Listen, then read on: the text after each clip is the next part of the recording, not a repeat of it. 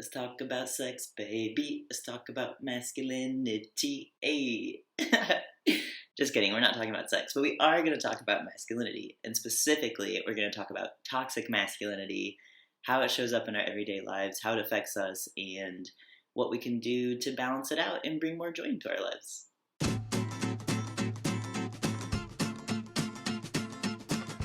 I know, the word toxic masculinity can put a lot of people on the defensive and be like, hey, there's nothing wrong with my masculinity, and you are correct. There's nothing inherently bad or wrong about masculinity, just like there's nothing bad or wrong about femininity. They just are things. The thing is, in US culture, we glorify masculinity and we really undervalue femininity. When anything is out of balance is when it becomes toxic. Since there's an imbalance between what we value, we're basically living in a society where the cultural norm is toxic masculinity. Think of it this way. It's like when you jump into a pool and the water's really cold and you jump in and you're like, oh, this is so cold, and you get goosebumps and you're feeling it, you're conscious of it, you're very aware of what's happening because it's a new experience. Give it 5 or 10 minutes and you're swimming in the pool, you don't even notice the temperature of the water anymore. It's something that's going on in the background and your attention is on your activity, like swimming, chatting with your friends, throwing a ball around, whatever that thing is for you. Then when somebody else jumps into the pool, they're like, oh my god, this water is freezing. You're like, what are you talking about? Because you don't notice it anymore. That's the pool that we're swimming in. In US culture, it's toxic masculinity. For that reason, it can be really difficult to be consciously aware that that is the cultural norm. It's just what we've grown up with, what we're used to. With any cultural norm, we tend to internalize it, meaning that it becomes part of our subconscious beliefs. It takes conscious effort to first become aware of this subconscious programming, and then second, to take action to undo it, or basically rewire our subconscious brain by taking action that is out of our autopilot or our automatic. Because it's not clearly evident always how toxic masculinity runs our culture, let me just point out some examples for you. The biggest example, I think, is how we pay people in this country. The highest paying jobs are in work environments where the culture values masculinity. This looks like places where competition is emphasized, where you are paid based on your productivity or your physical or mental ability, valuing logic over intuition, where self-sufficiency is valued, which also means asking for help makes you look weak. Assertion and taking charge are valued. And it's also work environments where teasing or bullying is pretty common, unfortunately. On the other hand, you have the opposite side of the spectrum, which is what our culture defines as feminine norms. These would be things like collaboration, co-creating together, brainstorming and coming up with ideas, cooperating, asking for help is normal and acceptable, politeness is valued, considering others, thinking outside of yourself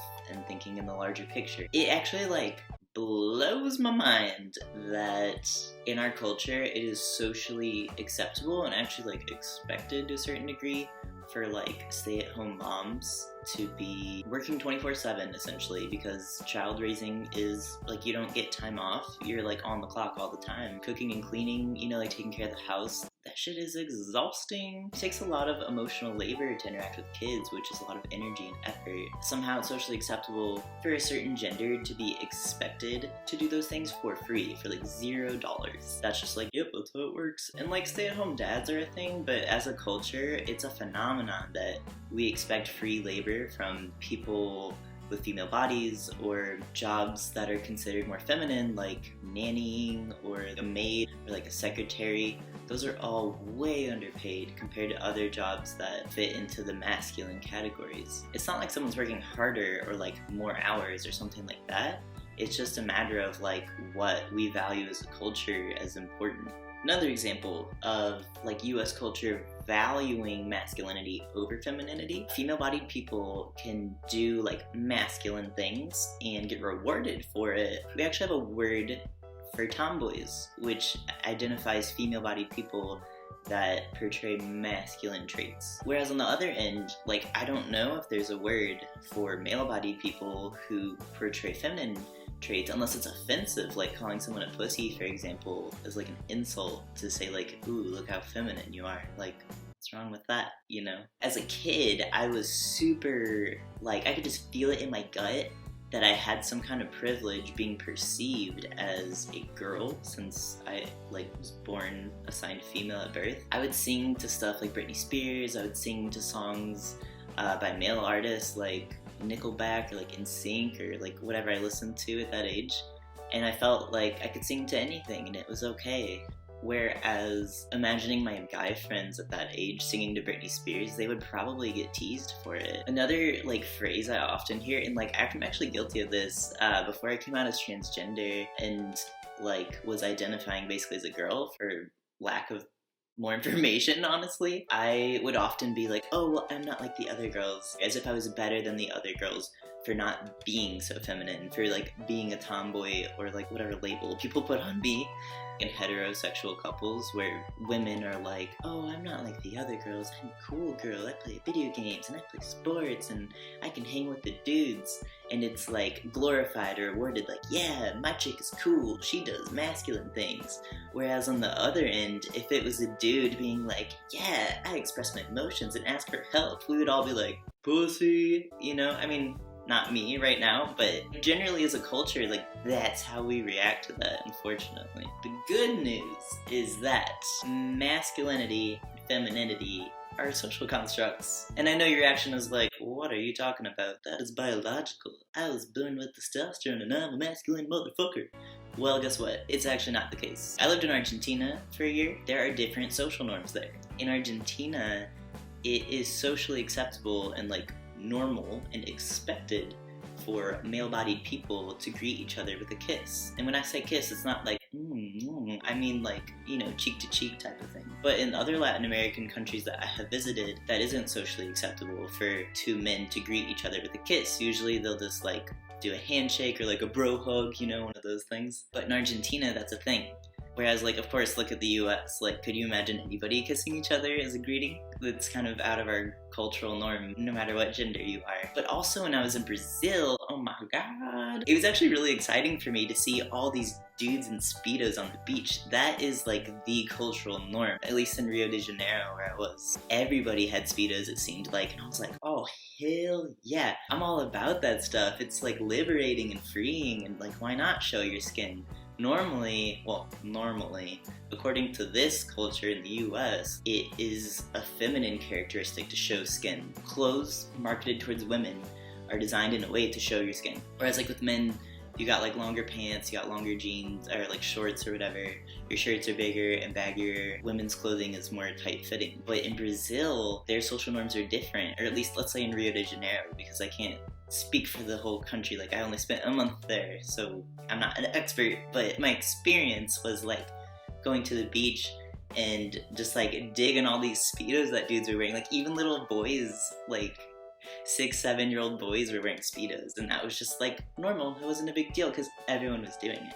But the point is, depending on where you go, there are different social norms. The concept of femininity and like what that means and what that looks like, it's something that we have collectively invented as a society. It's not like a conscious thing that we're just like sitting in a room being like, oh, let's make some rules about femininity. Like, it's just shit that happens, and it's kind of like the silent rules that we live by. Next time you're out in public, even if you're just like walking on the street or if you're grocery shopping, I invite you to look and observe what kind of clothing male-bodied people are wearing versus what kind of clothing female-bodied people are wearing. What I have noticed is that the color schemes tend to be darker shades of colors for stuff that's marketed towards men. It's a lot of like blacks and grays and browns and like navy blues. You don't see as much bright colors or just like a spectrum of color.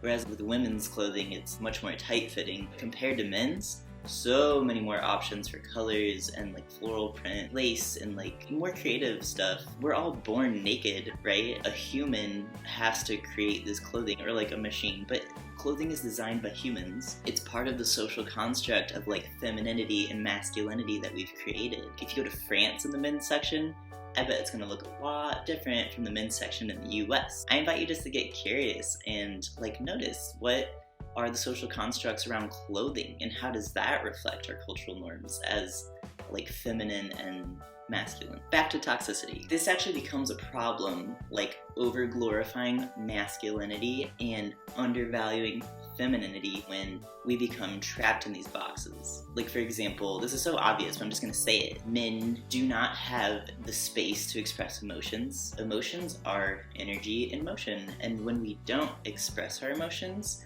it's actually like trapped energy in our body. It's kind of like this invisible force that's driving our car.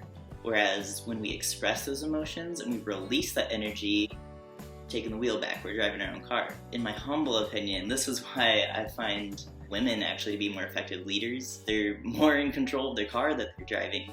Ironically, because the stereotype is like, women have estrogen and that makes them emotional and unstable. All human bodies have testosterone and estrogen in them, but the thing that gives you the different sex characteristics is the balance of the two. It's not like men don't have estrogen in their bodies, they just have more testosterone. I heard so many biological arguments of like, oh, well, men have testosterone, so they're aggressive and they're this and they're that.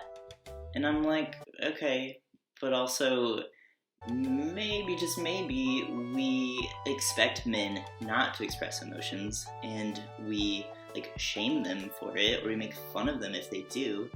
And then, like, since aggression is what we have culturally deemed a masculine characteristic, that becomes an outlet that is comfortable and socially acceptable for them to express any emotion. Think of a time that you got angry or frustrated. Like, who doesn't experience anger or frustration, right? Like, have you seen the President of the United States? Holy shit, that shit is frustrating. When I get angry or frustrated, I notice my face gets hot and like kind of red, and I feel energized. I feel like, oh, like kind of I get adrenaline and I want to like run or like scream or something. That's energy in motion. When I think of toxic masculinity and leadership, ooh, I don't want somebody who's not driving their own car in control of like making decisions that affect a lot of people, especially when like aggression is the outlet in which they express all of their emotions. That's a huge amount of energy coming out in a really toxic way. Lucky for us, we have this new awareness, or maybe we already had this awareness, whatever.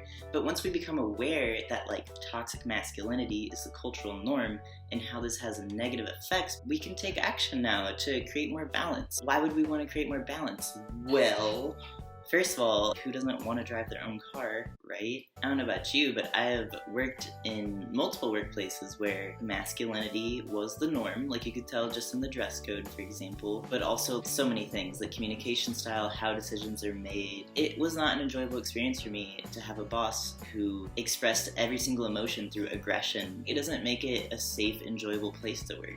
Balance creates more joy and enjoyment. When we feel safe in an environment, we are much more productive. When we're not feeling safe, or when we're feeling like, oh, I don't want to be judged, or I'm fearing being shamed of like not fitting this stereotype, this expectation, we can relax more. And when we relax, there's more creativity, and with more creativity, I mean, essentially leads to more profits. We're at choice. Let's create some balance in our lives. One thing you can do as a female-bodied person, so simple, but maybe not super obvious, don't shame men for not making enough money. It is upholding toxic masculinity. There's a lot of popular music, whether it's like rap or, I don't know, pop or whatever music that you hear on the radio. It's a lot of music that it's like, boy, like, you don't make enough money for me, kind of a thing. And it is so toxic. Don't tease men when they have emotional needs. Humans have emotional needs. It's really unfair to put men into a box like that. Something you could do is encourage men to seek emotional support from other men. Mind explosion. Oftentimes, people who identify as women are left to like do all the emotional labor and process men's emotions for them, just because they have more experience with it and like men don't, and it's due to this culture that we grow up in. It becomes just yet another underpaid, undervalued labor that women do for men. Something that's like beneficial for both men and women and everything in between is to encourage men to reach out to one of their buddies and be like, hey bro, I have this thing and like I don't know who to talk to, I feel like I can trust you, and like, will you just hear me out on this thing? It is so normal to have emotions. I would be freaked out if I met someone who didn't have emotions. I'd be like, are you a robot, dude? What's wrong with you? Like, hello? So, if you're a male-bodied person, here's something you could do. I invite you to take one small step this week to do something to express your emotions. I know this can sound scary and like really put you out of your comfort zone if it's something that you feel like you have not had the space to like do, or if it's something that you don't have a lot of experience doing, but like any small step is a change, and that change is what we need to create more balance in our lives. So as small as a thing could be, let's say hanging out with your friend, just like share your truth with that person. Like, hey dude, I enjoy hanging out with you, and like I value our friendship. Like, you're a special person to me in my life. I feel like I can trust you. That is like a really tiny step. I mean, depending on who you're talking to, like it could feel massive, but take it as small as you need, but do something to just like express, emote. Also just want to clarify that like being a man does not make you toxic. Toxic masculinity is a cultural concept that we have integrated into our systems and like how we function as a culture and as a society. Anybody can uphold systems that like promote toxic masculinity. So like you can be a man and uphold toxic masculinity. You can be a woman, you could be something in between, you could be a trans person and uphold toxic masculinity. It's just about like being aware and taking small steps to create the balance that we need in the world to live in more harmony and peace and enjoyment, where we don't have to be in fear all the time of suppressing emotions or fearing that we're gonna get judged or outcast, or like what if no one will date me because I don't make enough money, etc., etc. We can all just create the world that we want to live in together, one small step at a time. How does toxic masculinity affect your life? What's one action that you're taking this week to create more balance and joy? If you enjoyed this video, give it a thumbs up, share it with a friend, family member. I create videos each month. If you want to see more from me, go ahead and subscribe, and I will talk to you next month.